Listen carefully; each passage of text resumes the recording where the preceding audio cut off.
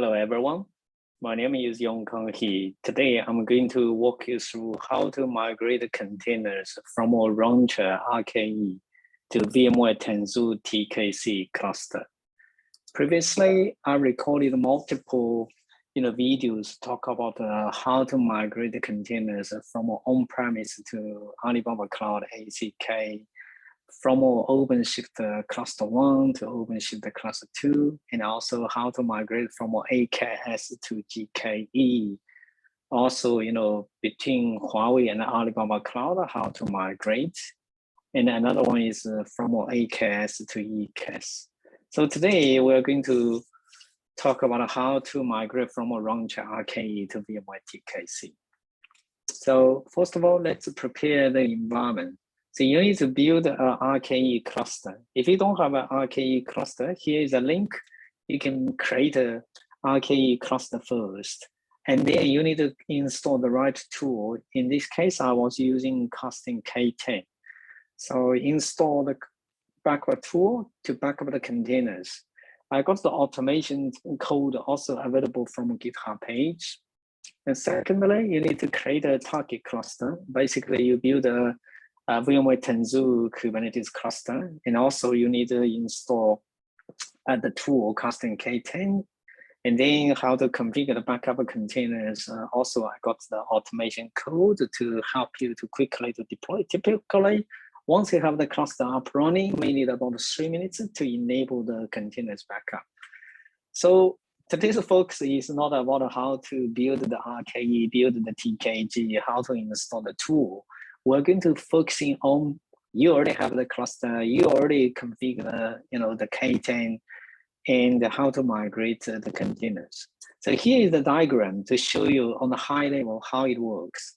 So on the left-hand side, I got a SUSE Rancher cluster running.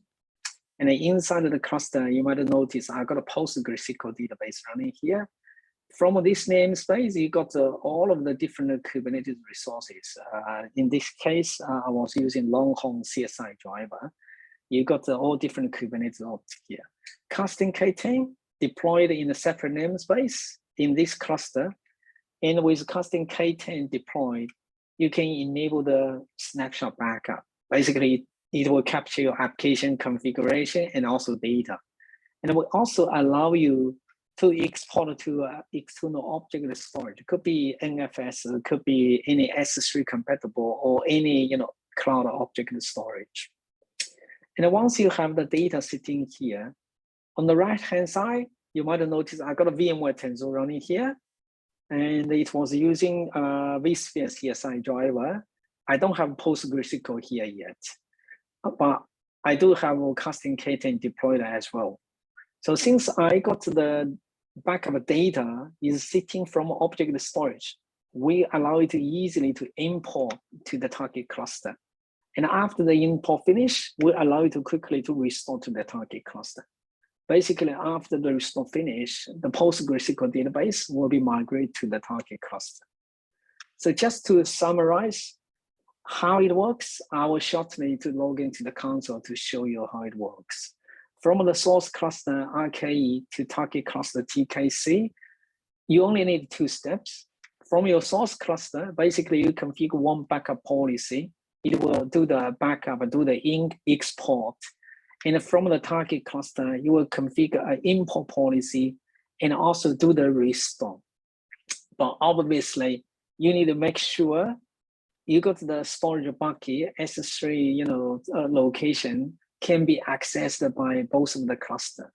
So optionally, typically, the PostgreSQL, I was using PostgreSQL as an example. It will be up running from the target cluster in about 3 minutes. So optionally, you can migrate the PostgreSQL from a Tanzu, come back to Rancher cluster, also need about 3 minutes. Okay, let me come back to the terminal. I was using VS Code.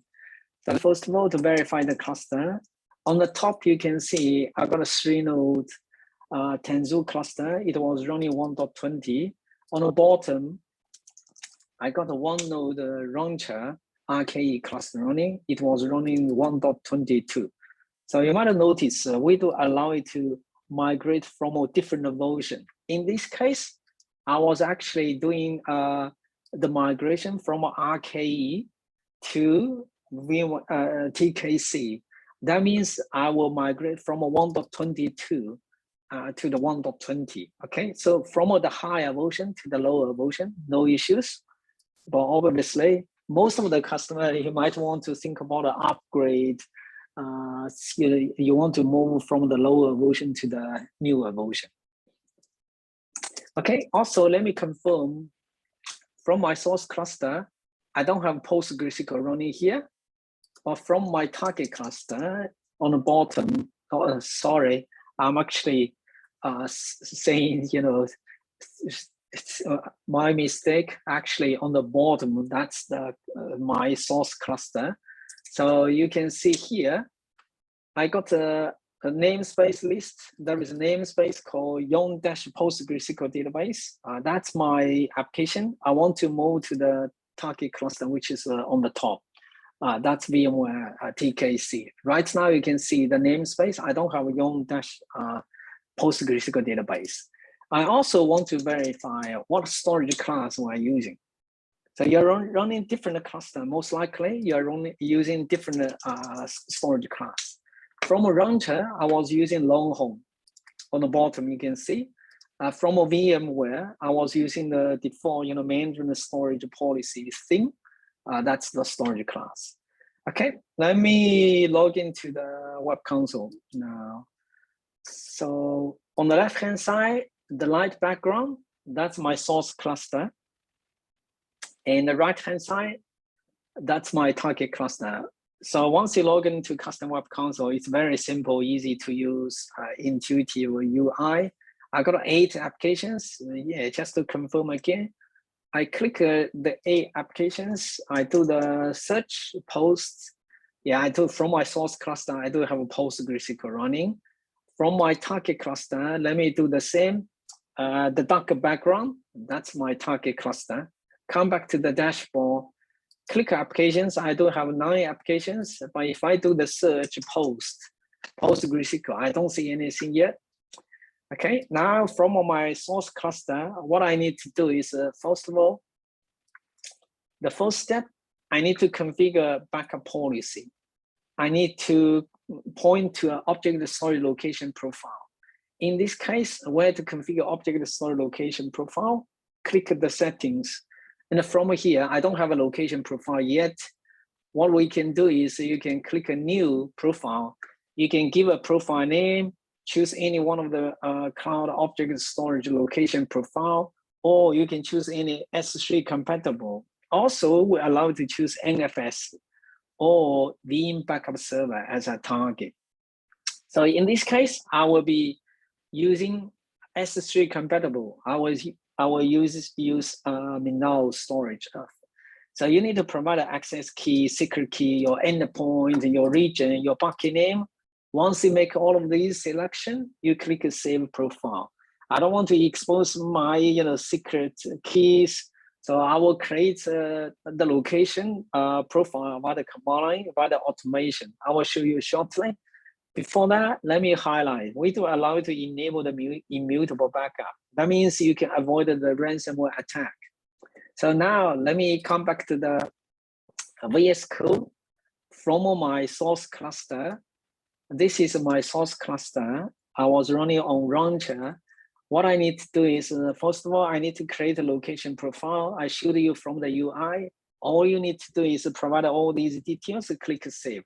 So instead of create from the UI, what I'm going to do is I just run the command minnow-location.sh. So we will create the location profile. So come back to the dashboard, do a refresh. So you will see we just created the location profile. Okay, so this is my endpoint. This is my bucket name, K10 migration. This is my region. It is valid. Okay, I got the location profile here.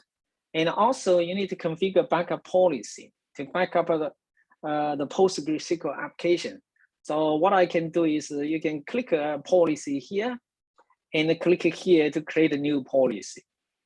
So once you click the new policy, you need to give it the policy name, you select the frequency, and you choose your application. In this case, you might just choose based on the name, or if you choose the name, basically you just choose the Yong-PostgreSQL. That's my application. I want to do the backup.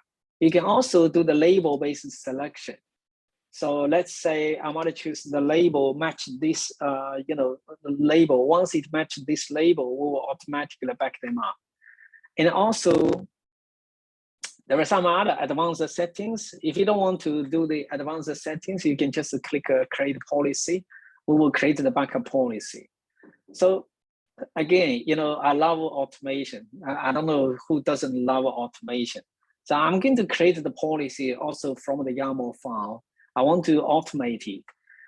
And I will show you where you can find the YAML file. I got all of my automation codes are available from a GitHub page. What I'm going to do here is I will create a backup policy. It's called PostgreSQL-policy. Once I click, press enter, so we will create the backup policy. Not only we're going to create the backup policy, we will also kick off the on-demand backup jobs. Okay, where are the source code? You might be interested to know. So I got another 2 tabs open here. So one is for VMware Tanzu. I got repository called TKG-K10. Inside of the repository, you can see Minao location, how to configure the location profile. That's the file, including all the steps, all the YAML file, how to create the S3 location profile, how to create the secrets, etc. And also the other one is how to configure the backup policy. The same thing from all the other repository, RKE-K10, you might notice there are some additional stuff like how to deploy Longhorn to the RKE cluster. And you also have the Minao-location and also PostgreSQL-policy. If I click the PostgreSQL-policy, you will see this is how I was, earlier when I was creating the backup policy, I'm actually using the automation, just create the policy by the YAML file listed here. Okay, so right now, let me come back to the command line. So you can see my backup policy configured. My backup job also kicked off. So come back to the dashboard, let me verify. So I do a refresh here.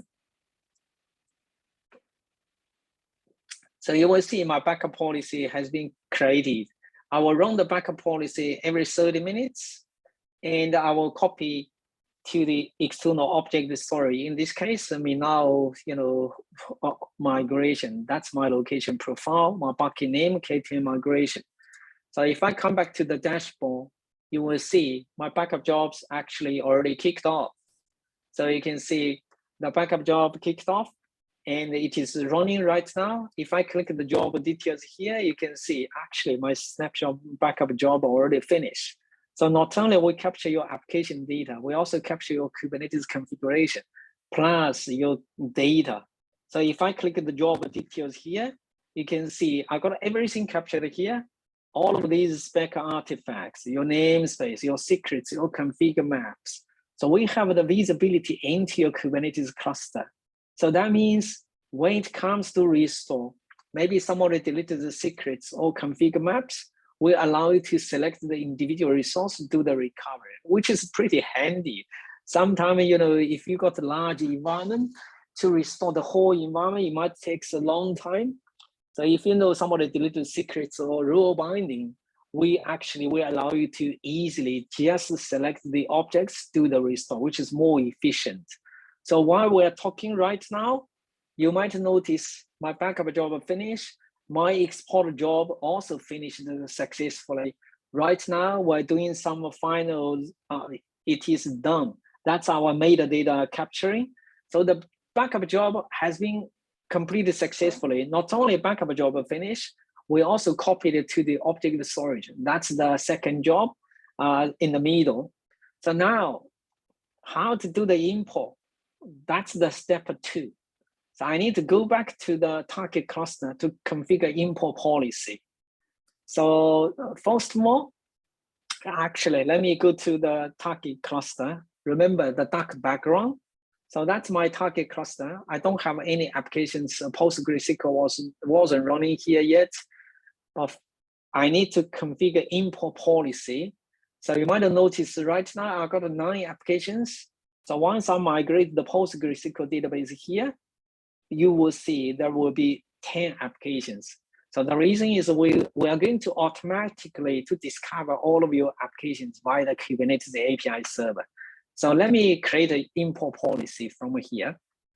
So I click a new policy. And from here, all I need to provide is, let's say I call this import PostgreSQL. And this time it's not a snapshot. We're going to do the import.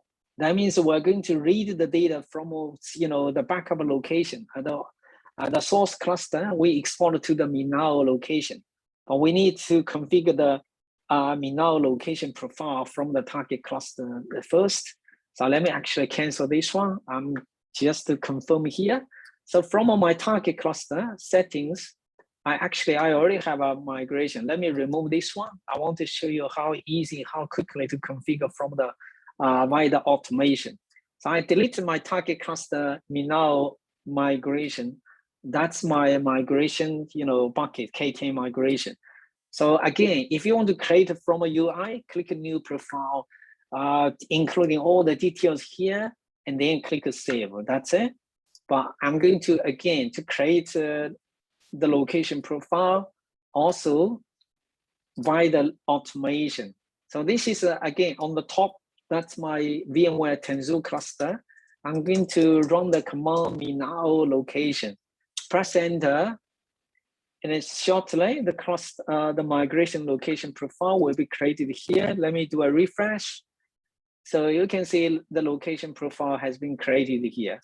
Okay, and we are using the same bucket name. Make sure you're using the same bucket name. Otherwise, you won't be able to read the source backup data. So I got the location profile here. So now come back again. I'm going to create a new import policy from here. So let me call it import PostgreSQL. And I choose import. And I also, so you can make it technical, you can make it every hour. You can even make it every half hour as well. That means from your source cluster, you're going to do the backup export every 30 minutes. And from our target cluster, we're going to do the import restore every 30 minutes. That means you're going to have a constant replication from your source to the target cluster. It can be used as a standby DR, okay? So for now, let me make it just keep it the same. I want to do the import and restore every 30 minutes. So how I can read the data from the source cluster to access the storage bucket. So I need to copy the token code from my source cluster. So where to get the token? I'm going to come back to my source cluster. I come back to the backup policy, and from here, there is a button here, show import it. So this is a token code to allow other cluster to be able to read the data for the import. So after I copy to clipboard, come back to the dark background custom instance here. So you can see we're going to paste the token code here. And once I paste it here, so we will discover the location, Minao migration. Okay, this is just one part. We only configure to re-import the data, but I also want to restore the application. So how to do that? So you just take the option, restore after import. But one important thing, also, that's one of the key advantages of the custom K10 tool. It allows to apply the powerful transformation. So one of the very important transformation is, I'm not going to talk too much about the powerful transformation engine, but in order to migrate from one cluster to the other, most likely you're not using the same storage class name. In this case, I want to migrate from a Longhorn to the VMware Tanzu, and it was running a different storage class name. I need to transform the storage class name here. So let me come back to the command line here. So from my Tanzu cluster, so this is my storage class name. So I copied the storage class name here and come back to my UI. So I need to transform this storage class. So I will paste the storage, oh, sorry, not this one. Too bad. Let me recopy. And let me actually remove all of these here. So I will come back to my command line. I will copy this, copy the name of the storage class from my source cluster. Yeah, it has been copied. Now I need to I need to paste the name here. So this is very important. Without the transformation, you can't restore to the target cluster. When you're going to restore, you will say that storage class you can't find. So once I create the replace transform my storage class, you can edit the operation. Click create the transformation. Sorry, not automation. It's create the transformation. Once I confirm that, so basically you can create the policy, do the import, do the restore. But one important thing. So when I do the backup from my source class, I back up everything, including the storage class. But if I'm going to restore Longhorn to the target, cluster, the VMware Tanzu, it's not going to be useful. So we actually will give you the powerful option. You can exclude the storage from the target cluster. Let's say I want to exclude the storage. I know it's not going to use for here. So I will exclude storage.kas.io. That means we're going to exclude the storage when I do the restore from my target cluster. I will add the filter once I've done this step. So basically you are ready to go. So before I click, create the policy, I really want to show you, if you want to automate, you can click the YAML button here.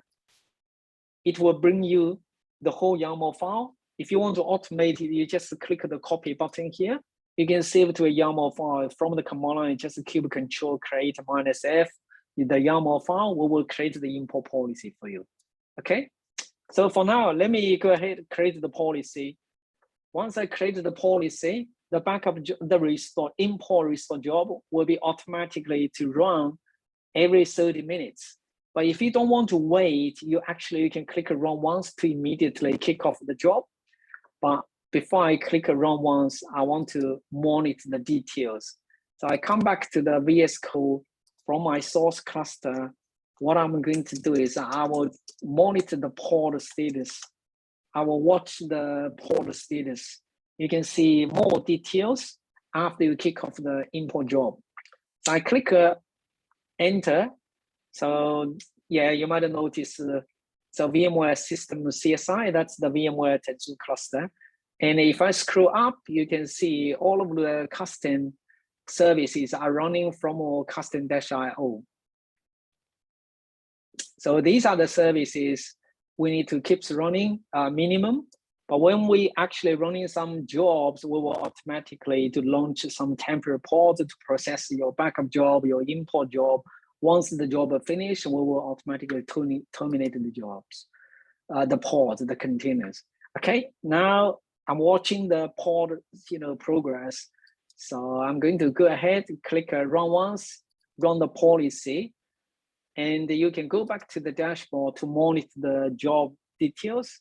But before the job finish or successful or failed, you don't see too much details here. But I can bring out the command line so you can watch the progress. So first of all, custom-io namespace, we launch the data mover. The data mover container will, will be up running to read the data from the source cluster. So basically that job actually already done. So you might notice the data mover job container is terminating. And from the dashboard, you can see the import PostgreSQL job actually already finished. So now we're going to start the second job, which is doing the restore. So we're going to after we read the data, we will automatically kick off the restore job. So the restore job already kicked off. You can notice, you might have noticed the yon-PostgreSQL, the namespace has been created. We're going to launch a temporary pod. It's called Affinity Pod. And once the temporary pod launched successfully, it is already up running. It is past the readiness check. Shortly, we're going to restore data to your production, containers. So right now, our temporary restore pods also, up running, and then we're going to bring your actual application containers. So while we're talking here, you can see the PostgreSQL, the containers is creating. So actually, it is already running. It is just waiting for the readiness check. So you can see 0/1. So shortly, you will see the temporary pod, Affinity Pod 0 has been, it is terminating right now. And now the restore job will finish. The restore temporary pod also terminated. Yeah, shortly we'll see the PostgreSQL containers will be up running. Yeah, just wait a few more seconds, it should be up running.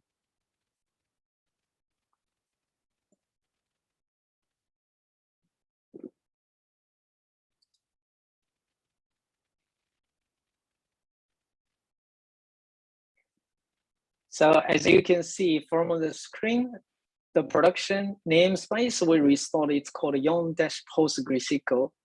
The pods, it's called PostgreSQL-0.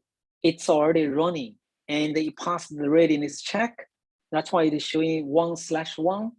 And from a custom dashboard, you might also notice on the bottom behind of the terminal, you can see the job also completed successfully. It took 3 minutes to 12 seconds. We restored the PostgreSQL more Rancher RKE to VMware Tanzu, and the job completed successfully. And did you guys notice right now the application showing 10? The reason it is showing 10 is we just restored a new containers. If I click the applications tab here, so you will notice there is a new application. Actually, let me do a search. So remember earlier, before we do the restore, we do the post search. We don't see anything. Right now, we can find the PostgreSQL is up running here. Okay, that basically, concludes the demo, how to migrate one containers from one cluster to the other. It can be running different Kubernetes distribution, different version, or from a different cloud, or could be from a cloud back to on-premise across a different cloud. So that's what I want to show you guys for today. Let me come back to my slide deck here.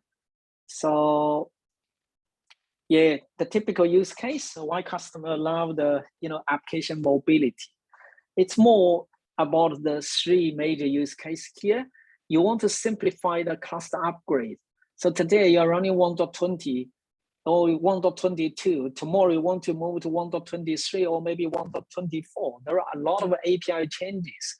If you simply just do the in-place upgrade, you might have noticed a lot of stuff might break. Might stop working. The reason is all of these API changes, it will break stuff. So your existing YAML file works perfectly for your current version, but you might stop working for the newer version. So we allow you to simplify the upgrade. You just bring up a new empty cluster. We will do the backup, do the export, do the import, do the restore to a new cluster. And also allow customer to, it's mainly to enable the cross-cloud portability or migration of your application. And also allow customers to run, hybrid environment. You might want to keep some application on premises and they keep running some other applications from the cloud provider. You want to have the flexibility to move from the cloud back to on-premise or vice versa.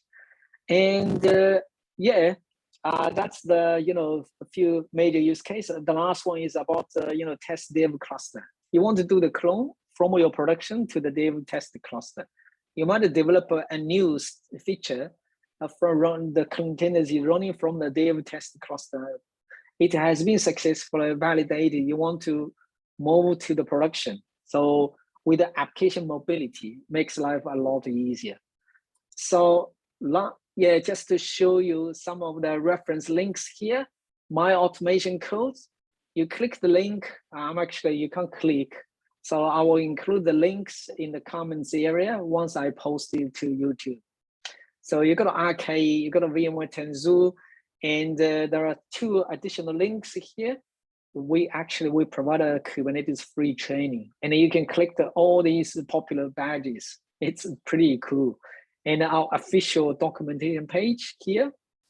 So if you love automation, here's top 5 public cloud. I created the automation code for all top 5 public cloud. So you might want to explore. And the last but not least, if anyone wants to follow me to learn how to build the Kubernetes cluster, how to back up the containers, how to migrate containers, how to do the backup and the production via the automation, here's a few links. Yeah, feel free to follow me to learn multi-cloud, to learn Kubernetes together. By now, I'm 43 times multi-cloud certified, including CKA, CKAD, and CKS. I think that's pretty much all I want to cover for today. I hope it is useful to you guys. Thanks for watching. Feel free to send me back any comments, any feedbacks. Feel free to follow me. Thank you very much.